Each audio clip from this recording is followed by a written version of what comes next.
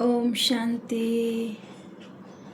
आज की हम नेक्स्ट वाणी देखेंगे बाबा की, जिसमें बाबा की नेक्स्ट वाणी 6 अगस्त 1970 की वाणी है, जिसमें बाबा ने मुख्य लाइन में बताया है बंधन मुक्त आत्मा की निशानी। यहाँ पे बाबा ने हम बच्चों को बंधन मुक्त कैसे हुआ जाता है और कैसे हो सकते हैं उसके बारे में बाबा ने इस वाणी में हमें विस्तार से समझाए हैं। तो हम इस वाणी को स्टार्ट करते हैं। ओम शांति। अभी अव्यक्त स्थिति में स्थित होकर व्यक्त देह का आधार लेकर देख रहे हो, यह अनुभव कर रहे हो। जैसे कोई स्थूल स्थान में प्रवेश करते हो, वैसे ही इस स्थूल देह में प्रवेश कर ये कार्य कर रहे हो, ऐसा अनुभव होता है। बाबा यहाँ पे हम बच्चों के लिए ये बोल रहे हैं कि आपको ऐसा अनुभव करना है, ऐसा फील करना है कि आप स्थूल देह में प्रवेश करके कार्य कर रहे हो। जब चाहे तब प्रवेश करे, जब चाहे तब न्यारे हो जाए, ऐसा अनुभव करते हो। 1 सेकेंड में धारण करे और 1 सेकेंड में छोड़े, ये अभ्यास हैं। जैसे और स्थूल वस्तुओं को जब चाहो तब लो, जब चाहो तब छोड़ सकते हो ना, वैसे ही इस देह के भान को जब चाहे तब छोड़ो, देह अभिमानी बन जाए। ये प्रैक्टिस इतनी सरल है जितनी स्थूल वस्तु की सहज होती हैं। रचयिता जब चाहे रचना का आधार ले, जब चाहे रचना के आधार को छोड़ दे।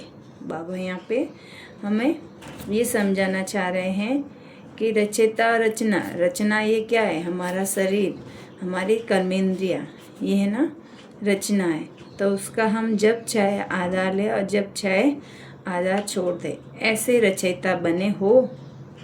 जब चाहे तब न्यारे, जब चाहे तब प्यारे बन जाए, इतना बंधन मुक्त बने हो। बाबा यहाँ पे हम बच्चों से क्वेश्चंस कर रहे हैं कि इतना बंधन मुक्त बने हो। ये देह का बंधन है, देह अपने बंधन में बांधते हैं। बाबा ने यहाँ पे हमें वो फिर से बताया कि देह है ना, ये हमें अपने बंधन में बांधती हैं। इसलिए अगर देह के बंधन से मुक्त हो तो यह देह बंधन नहीं डालेगी, लेकिन कर्तव्य का आधार, समझ आधार को जब चाहे तब ले सकते हैं। ऐसी प्रैक्टिस चलती रहे। 1 सेकंड लगता है, सदैव 1 सेकंड लगता है, वह कभी कितना कभी कितना। बाबा हमें देह से न्यारे होने का टाइम पूछ रहे हैं यहाँ पे। 1 सेकेंड लगता है या फिर कभी ज़्यादा लगता है, कभी कम लगता है।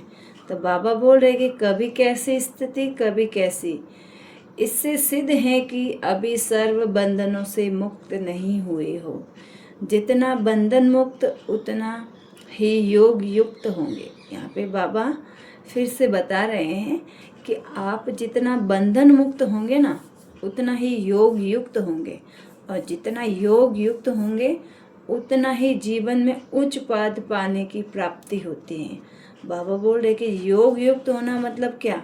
बाबा की याद, बाबा की याद में रहना। जितना जितना हम बाबा की याद की गहराई में पहुँचेंगे ना, उतना उतना हमारा सतयुग में पद ऊंचा होता जाएगा। अगर बंधन मुक्त नहीं तो मास्टर नहीं, यहाँ पे बाबा ने बोला कि अगर बंधन मुक्त नहीं तो योग युक्त भी नहीं। उसको मास्टर सर्वशक्तिवान कहेंगे क्या? बाबा पूछ रहे कि बंधन मुक्त नहीं है तो वो योग युक्त नहीं होगा, और योग युक्त नहीं होगा तो उसको मास्टर सर्वशक्तिवान कैसे कहेंगे? बाबा बोल रहे कि देह के संबंध और देह के पदार्थ से लगाव मिटाना सरल है, लेकिन देह के भान से मुक्त होना मेहनत है। अभी क्या बंधन रह गया है, यही देह के भान से मुक्त हो जाना। जब चाहे तब व्यक्त में आए, ऐसी प्रैक्टिस अभी जोर शोर से करनी है। बाबा बोल रहे हैं, यहाँ पे हमें होमवर्क दिया बाबा ने कि आपको ये अभी प्रैक्टिस जोर जोर शोर से करनी है कि जब चाहे व्यक्त में आए, जब चाहे अव्यक्त में हो जाए। ऐसे ही समझे कि अब बाप आधार लेकर बोल रहे हैं, वैसे हम भी अभी आधार लेकर कर्म कर रहे हैं। जैसे बाबा ब्रह्मा बाबा का तन लेके उसके आधार से बोलते हैं और हमें शिक्षा देते हैं, वैसे बाबा भी बोल रहे कि आप भी ऐसे ही आधार समझो और फिर कर्म करो। तो इस न्यारेपन की अवस्था प्रमाण ही प्यारा बनना है। जितना इस न्यारेपन की प्रैक्टिस में आगे होंगे ना, उतना ही विश्व के प्यारे लगने में आगे आगे होंगे। सर्व स्नेही बनने के लिए पहले न्यारे बनना है। सर्विस करते हुए, संकल्प करते हुए भी अपने को और दूसरों को भी मासूमियत महसूसता ऐसी आनी चाहिए कि यह न्यारा और अति प्यारा है। जितना जो स्वयं न्यारा होगा ना, उतना औरों को भी बाप का प्यारा बना सकेगा। यहाँ पे बाबा बोल रहा है कि जो हमें जो आत्मा, जो पुरुषार्थी बच्चा है, वो स्वयं से न्यारा होगा तो वो औरों को भी बाप का प्यारा बना सकेगा, क्योंकि उसके संकल्प शक्ति में वो संकल्प करने की महसूसता होती है। संकल्पों को दूसरों को महसूस करता है वो, इसीलिए वो प्यारा बन जाता है। सर्विस की सफलता का स्वरूप क्या है? भिन्न भिन्न विचार सभी ने निकले। जो बच्चे बाबा के सामने बैठे थे, वह भिन्न भिन्न विचार सभी के निकले। बाबा यहाँ पे हम उस बच्चों से या फिर हमसे यही क्वेश्चंस कर रहे हैं कि सर्विस का स्वरूप, सर्विस की सफलता का स्वरूप क्या है? सर्विस की सफलता का स्वरूप तो यही है कि सर्व आत्माओं का बाप के स्नेही और बाप के कर्तव्य में सहयोगी और पुरुषार्थी में उन आत्माओं को शक्ति रूप बनना, यह है सर्विस की सफलता का स्वरूप। यहाँ पे बाबा हमें यह समझाना चाह रहे हैं कि शक्ति रूप सर्विस की सफलता का स्वरूप क्या है। बाबा यहाँ पे ये बताना चाह रहे हैं कि जो सर्व आत्माओं के स्नेही और बाप के कर्तव्य में सदा सहयोगी रहते हैं, उन आत्माओं का हमेशा शक्ति रूप होता है, तो वह हमेशा ही सफलता में सर्विस में सफलता स्वरूप होती हैं। जिन आत्माओं की सर्विस करो, उन आत्माओं में ये तीन ही क्वालिफिकेशन प्रत्यक्ष रूप में देखने में आनी चाहिए। अगर तीनों में से कोई भी गुण की कमी है तो सर्विस की सफलता की भी कमी है। समझा? यहाँ पे बाबा ने फिर से बोला कि समझा। जितना एक मुख्य बात में याद रखना और कर्म में धारण करने वाली कौन सी हैं, जिससे इस सफलता के स्वरूप को प्रैक्टिकल में ला सकते हो, वह कौन सी बात है? बहुत सहज है। मुश्किल बात को ध्यान में देखकर धारण करते हो तो सहज बात को छोड़ देने से सहज की धारणा देरी से होती है। ये मालूम है, समझा जाता है कि यहाँ तो कोई बड़ी बात नहीं है, हो जाएगी। फिर होता क्या है? हो जाएगी करते करते ध्यान से निकल जाती है। इसीलिए धारणा रूप में भी नहीं होते। तो वह कौन सी एक बात है? बाबा यहाँ पे पूछ रहे हैं कि वह कौन सी एक बात है जो धारणा युक्त नहीं बनने देगी हमें। अगर उस बात को धारण कर ले तो फिर सफलता का स्वरूप बन सकते हैं। वह बात है, बाबा ने बोला, साक्षीपन। हाँ, ये बात ठीक है। आज बाप दादा भी साक्षी अवस्था की राखी बांधने के लिए आए हैं।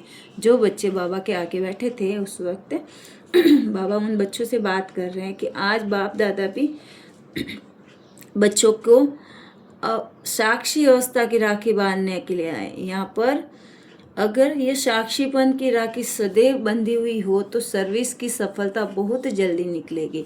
अभी जिस कर्तव्य में मास लगता है उस कर्तव्य में 1 घंटा भी नहीं लगेगा। यह साक्षीपन की राखी बांधनी है। औरों को भी प्योरिटी की राखी बांधते हो ना, लेकिन बाप दादा आज यह साक्षीपन की राखी बांध रहे हैं। जितना साक्षी रहेंगे उतना साक्षात्कार मूर्त और साक्षात मूर्त बनेंगे। साक्षीपन कम होने के कारण साक्षात और साक्षात्कार मूर्त भी कम बने हैं। इसीलिए यह अभ्यास करो कि कौन सा अभ्यास, बाबा यहाँ पे पूछ रहे हैं। पहले तो बोला कि इसीलिए अभ्यास करो, फिर बाबा बोल रहे कि कौन सा अभ्यास। अभी अभी आधार लिया और अभी अभी न्यारे बने। बाबा ने ये अभ्यास करने के लिए बोला हमें कि अभी अभी आधार लिया, अभी अभी न्यारे बने। ये अभ्यास बढ़ाना है, अर्थात संपूर्णता और समय को समीप लाना है। ये अभ्यास बढ़ेगा हमारा तो संपूर्णता और समय स्वतः ही समीप आ जाएंगे। तो अब क्या प्रयत्न करने हैं? समय और संपूर्णता को समीप लाओ। एक बात विशेष ध्यान में यह रखनी है कि अपने को ठीक रिगार्ड रखने के लिए सर्व को रिगार्ड दो। जितना जो सर्व को रिगार्ड देंगे उतना ही अपने को ठीक रख सकते हैं। दूसरों का रिगार्ड रखना अपना रिगार्ड बनाना है।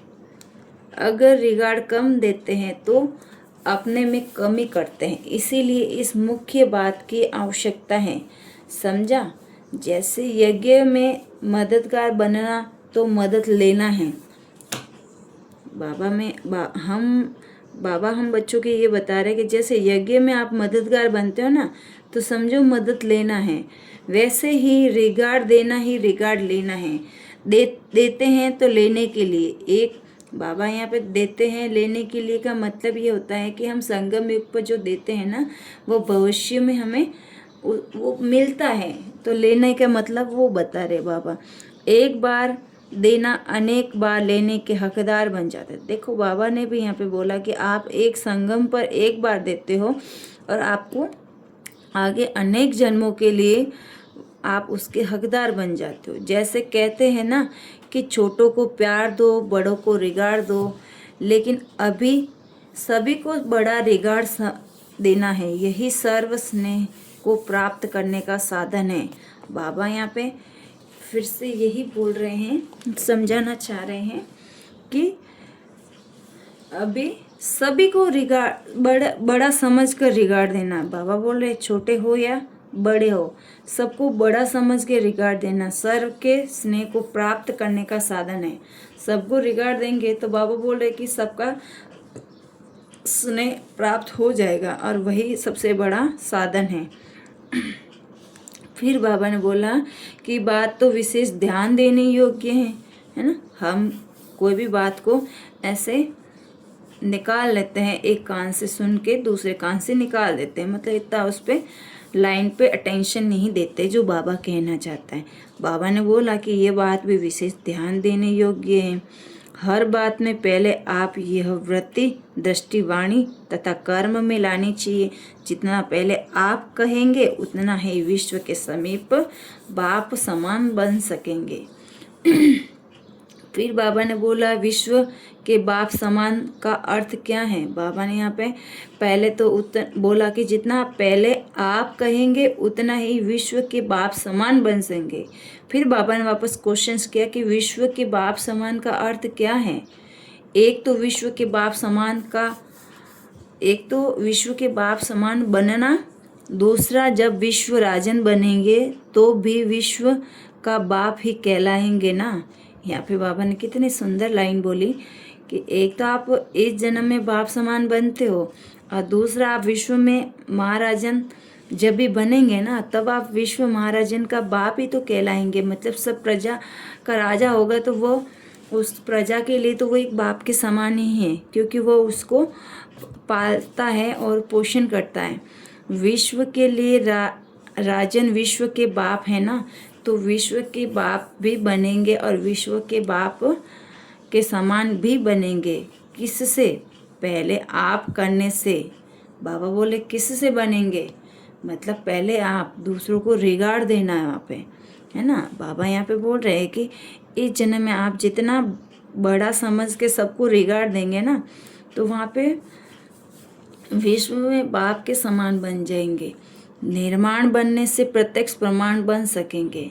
हमें इतना निर्माण बनना है कि हम प्रत्यक्ष का प्रमाण बन सकेंगे। बाबा यहाँ पे ये बताना चाह रहे हैं। छोटी छोटी लाइनों में बाबा का एक एक वर्ड में, बाबा के एक एक रतन में इतना बड़ा गुप्त राज छुपा हुआ है कि हम ध्यान से ये वाणी पढ़े ना और देखें ना, तो हम बहुत कुछ यहाँ से समझ सकते हैं, बहुत कुछ यहाँ से लेके जा सकते हैं। पापा ने इतना सुंदर रीति इन वाणियों में हमें सत्युग का राज, बाबा का राज, सब अव्यक्त वाणियों में बाबा ने यहाँ पे छुपा रखा है, जो हमें अच्छे से ध्यान से रीड करने की ज़रूरत है। बाकी तो सब बाबा का ज्ञान भरा पड़ा है इस वाणियों में।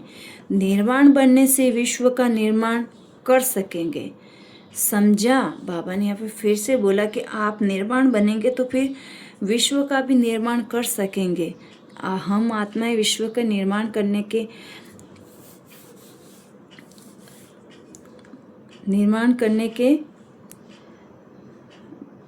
बनी है ना, मतलब आधार मूर्त बनी है ना। बाबा यहाँ पे बोल रहे हैं कि ऐसी स्थिति को धारण करने के लिए साक्षीपन की राखी बांधनी है। जब पहले से साक्षीपन की राखी बांध के जाएंगे तो राखी की सर्विस सफलतापूर्ण होगी। समझा? फिर यहाँ पे पार्टियों से बाबा ने मुलाकात की। फिर बाबा पार्टियों से बात करते हुए बता रहे हैं कि सम्मेलन कर रहे हो। सम्मेलन का अर्थ ही क्या है? सर्व आत्माओं का मिलन। सर्व आत्माओं का मिलन किससे कराएंगे? बाप से। आज का समय कौन सा है? संपूर्णता का समय समीप आने का है। तो वर्तमान समय के प्रमाण निश्चित हुई पड़ी हैं। जैसे कल्प पहले भी पुरुषार्थ निमित्त मात्र कराया था, ऐसे ही नहीं कि पुरुषार्थ आज और प्राप्ति कब हो जाएगी। नहीं, अभी अभी पुरुषार्थ, अभी अभी प्राप्ति। ऐसा पुरुषार्थ है जब स्वयं प्राप्ति स्वरूप बनेंगे तब अनेक आत्माओं को प्राप्ति करा सकेंगे। अगर स्वयं प्राप्ति स्वरूप नहीं होंगे तो अन्य को कैसे प्राप्ति कराएंगे? अब नहीं कराएंगे तो कब कराएंगे? सुनाया था ना कि कब शब्द भी खत्म। हर बात में अब हो इतना परिवर्तन वाणी और संकल्प में भी लाना है। संकल्प में भी यह न आए कि कब कर लेंगे या कब हो जाएगा। नहीं, अब हो ही जाएगा, ऐसा परिवर्तन करना है, तब सर्विस की सफलता है। अगर स्वयं में ही कब होगा तब आपकी प्रजा भी कहेगी इच्छा तो बहुत लगा, कब कर लेंगे या कब हो जाएगा। बाबा बोल रहे हैं यहाँ पे कि सर्विस में सफलता तो अपने को ऐसा परिवर्तन करना है जब सर्विस में सफलता होगी। नहीं तो फिर आप भी कब कब करेंगे तो आपकी प्रजा भी बोलेगी हाँ कब कर लेंगे, कब करना है, ऐसा बोलेगी। कब पर छोड़ने वाले पिछली प्रजा के होते हैं, तो अब नज़दीक की प्रजा बनानी है। नज़दीक की प्रजा बनाने के लिए नाजुक अपना छोड़ना पड़ेगा। नाजों से चलने छोड़ राजों से चलना है। अलवेलापन नाजुकपन होता है। जितना जितना राजयुक्त होंगे उतना उतना नाजुकपन छूटता जाएगा। रूहानियत का एक ही रूप सदैव रहता है। रूप बदलने के बजाय ये शरीर का बाहन छोड़ना है। इस प्रैक्टिस में रहना है।